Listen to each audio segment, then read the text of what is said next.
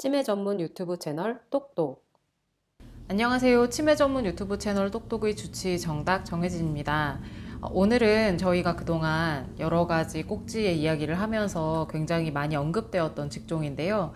요양보호사라는 직업에 대해서 좀 이야기를 해보도록 하겠습니다. 저희가 그동안 많은 컨텐츠를 통해서 이야기를 했지만 방문간호, 방문요양, 데이케어, 요양원 이런 곳에서 요양보호사님들이 계속 근무를 하고 계시는 걸 볼 수 있는데요. 그렇다면 요양보호사가 되기 위해서는 어떤 과정을 거치고 어떤 시험을 보고 그리고 그 이후에는 어떤 곳에 취업을 해서 일을 할 수 있는지 오늘 좀 차례대로 알아보도록 하겠습니다. 2008년도에 노인 장기요양보험 제도가 처음 생기면서 그때 이제 요양보호사라는 직업이 생겨났습니다.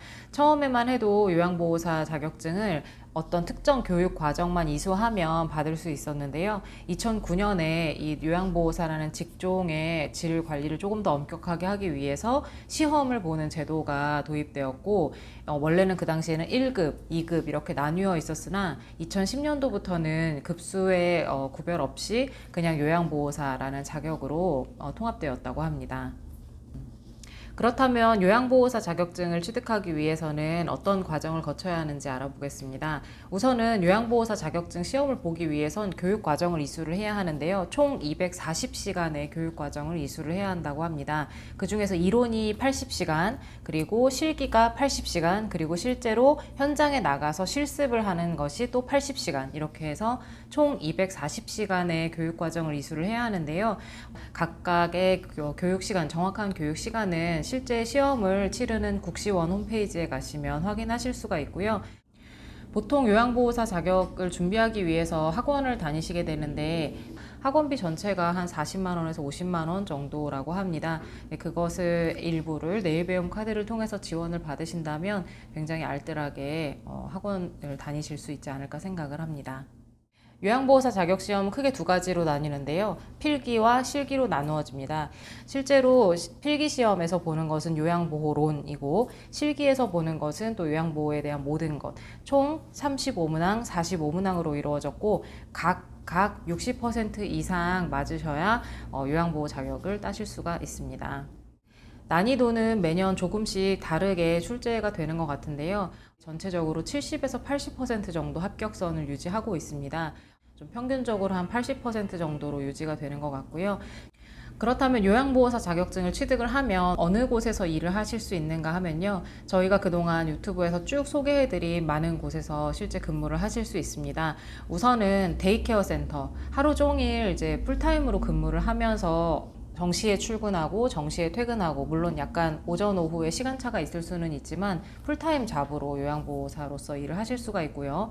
요양원 같은 곳은 24시간 어르신들을 이렇게 번갈아 가면서 교대 근무를 하면서 돌보는 곳인데, 그런 곳은 2교대 혹은 3교대로 요양보호사 선생님들이 낮밤을 이렇게 돌아가면서 근무를 하시고, 여기도 역시 풀타임 근무로 진행을 합니다. 파트타임으로 근무를 하시는 가장 대표적인 곳이 방문요양 서비스인데요. 방문요양 서비스 같은 경우 어르신들이 하루에 3시간씩 한 달에 20일 정도 서비스를 받는 것이 가장 흔한 경우여서 보통 근무를 그런 식으로 하루에 3시간 한 달에 20일 정도 근무를 하시게 되고요.